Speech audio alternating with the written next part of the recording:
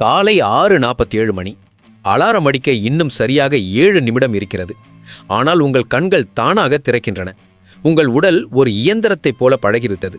கடந்த 13 வருடங்களாக, அதாவது 4847 நாட்களாக உங்கள் வாழ்க்கை இதே சுழற்சியில்தான் ஓடிக்கொண்டிருக்கிறது. அதே கம்பெனி, அதே காஃபி, அதே டிராஃபிக், அதே டென்ஷன். கண்ணாடியை பார்க்கும்போது உங்களுக்குள்ளேயே சமாதானம் சொல்லிக் கொள்கிறீர்கள். எனக்கு நல்ல சம்பளம் கிடைக்கிறது, கை நிறைய சலுகைகள் இருக்கிறது, என் வாழ்க்கை பாதுகாப்பாக இருக்கிறது என்று. ஆனால் ஆழ்மனதில் ஏதோ ஒன்று உறுத்திக்கொண்டே இருக்கிறது. உங்கள் பெற்றோர்கள் அவர்கள் வாழ்நாளில் கனவு காண முடியாத அளவுக்கு நீங்கள் இன்று சம்பாதிக்கிறீர்கள். ஆனால் ஏனோ தெரியவில்லை, முன்னெப்போதையும் விட இப்போதுதான் நீங்கள் அதிக நிதி நெருக்கடியில் இருக்கிறீர்கள். நீங்கள் எவ்வளவு ஓடினாலும் இலக்கை அடைய முடியாத ஒரு ஓட்டப்பந்தயத்தில் இருப்பது போல உணர்கிறீர்கள். இது ஏதோ தற்செயலாக நடக்கும் விஷயம் அல்ல நண்பர்களே. இது மிக துல்லியமாக திட்டமிடப்பட்ட ஒரு பொறி. இதைத்தான் நான் சம்பள பொறி என்று சொல்கிறேன். இன்றைய வீடியோவில் நீங்கள் இந்த தங்க கூண்டிலிருந்து எப்படி வெளியேறப் போகிறீர்கள் என்பதை பற்றி தான் பார்க்கப் போகிறோம். நான் உங்கள் சாக்சர். வாருங்கள், ஒரு உதாரணத்தை பார்ப்போம். சாரா என்ற ஒரு பெண் இருக்கிறாள். அவளுக்கு வயது 34. வருடத்திற்கு $85,000 சம்பாதிக்கிறாள். ஒரு சராசரி மனிதனுக்கு இது ஒரு பெரிய தொகை. புள்ளி விவரத்தில் பார்த்தால் அவள் தன் நாட்டின் டாப் 20% வருமானம் ஈட்டுபவர்களில் ஒருத்தி. அவளை பார்த்தால் ஒரு வெற்றியாளரைப் போலவே தோன்றும். ஆனால் அவளுடைய வங்கிக் கணக்கை சோதித்தால் உண்மை வேறு மாதிரி இருக்கும். சாராவுக்கு ஒவ்வொரு 2 வாரத்திற்கும் சம்பளம் வரும். வரி பிடித்தம் போக அவள் கைக்கு வருவது சுமார் $2,458. இங்கேதான் சிஸ்டம் தனது வேலையை காட்டுகிறது. அந்த பணம் அவள் கைக்கு வந்து சேர்வதற்கு முன்பே அது பல கண்ணுக்கு தெரியாத வாய்க்கால்கள் வழியாக பிரிக்கப்படுகிறது. வாடகைக்கு $1,200 போகிறது, அதாவது சம்பளத்தில் கிட்டத்தட்ட 50%. மளிகை மற்றும் உணவக செலவு $400. கார் லோன், இன்சூரன்ஸ் மற்றும் பெட்ரோல் செலவு $550. ஃபோன் பில், இன்டர்நெட், நெட்ஃப்ளிக்ஸ் என மற்ற செலவுகள் $120. மின்சாரம் மற்றும் தண்ணீர் கட்டணம் $140. இந்த 15 நாட்களில் அவள் செய்த செலவுகளை கூட்டி பார்த்தால் மொத்தம் $2,410 செலவாகி இருக்கிறது. மீதம் இருப்பது வெறும் $48. சாராவுக்கு கார் இருக்கிறது, ஒரு நல்ல வீடு இருக்கிறது, பார்ப்பதற்கு செழிப்பாக இருக்கிறாள். ஆனால் அவளிடம் சேமிப்பு என்று எதுவுமே இல்லை. இதுதான் இந்த சம்பள பொறியின் முதல் ஆயுதம். செழிப்பு போன்ற ஒரு மாயை என்கிறது. நம்மில் பலரும் நினைக்கிறோம், இப்போது எனக்கு சம்பளம் குறைவு, என் சம்பளம் $1,00,000 தொடும்போது நான் பணக்காரனாகி விடுவேன் என்று. ஆனால் அதுதான் மிகப்பெரிய பொய். உங்களுக்கு ஒரு நல்ல வேலை கிடைக்கிறது, ஆரம்ப சம்பளம் $50,000 என்று வைத்துக்கொள்வோம். அந்த நிமிடம் உங்கள் வாழ்க்கை தரம் மாறுகிறது. ஒரு நல்ல போன் வாங்குகிறீர்கள், ஒரு பைக் லோன் போடுகிறீர்கள். அடுத்த 2 வருடத்தில் உங்கள் கடின உழைப்பால் சம்பளம் $90,000 உயர்கிறது. இப்போது நீங்கள் பணக்காரராகிவிட்டீர்களா? இல்லை.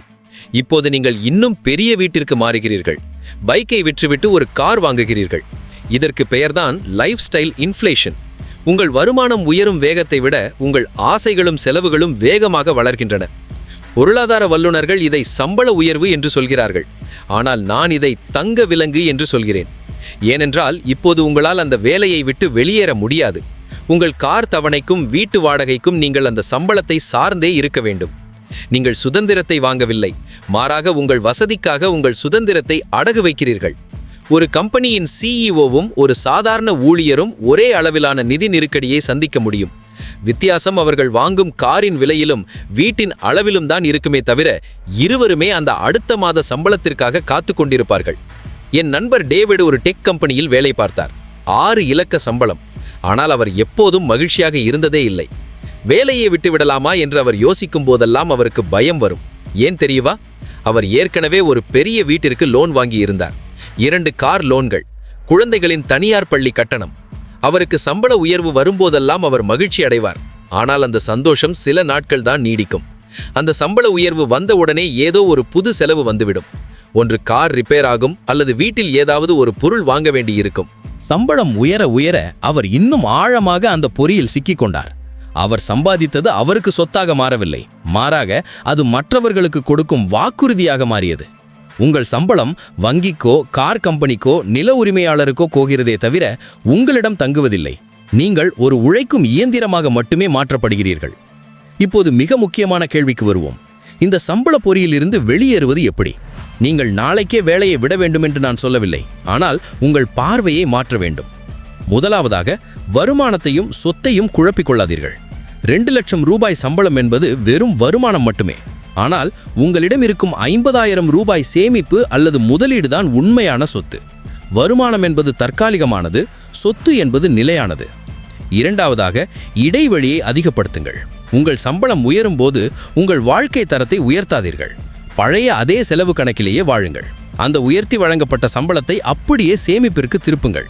இது கேட்க எளிதாக இருக்கும், ஆனால் செய்வதற்கு மிகுந்த மன உறுதி தேவை. மூன்றாவதாக, சொத்துக்களை உருவாக்குங்கள். Build assets. உங்கள் பணம் உங்களுக்காக உழைக்க வேண்டும். நீங்கள் தூங்கும் போது கூட உங்களுக்கு வருமானம் வரும் ஒரு வழியை கண்டறிய வேண்டும்.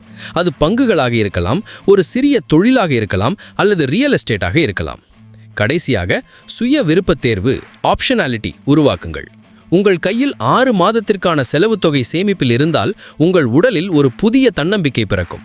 உங்களால் உங்கள் பாஸிடம் தைரியமாக பேச முடியும், தேவையற்ற அழுத்தங்களை நிராகரிக்க முடியும், அல்லது ஒரு புதிய முயற்சியை தொடங்க முடியும்.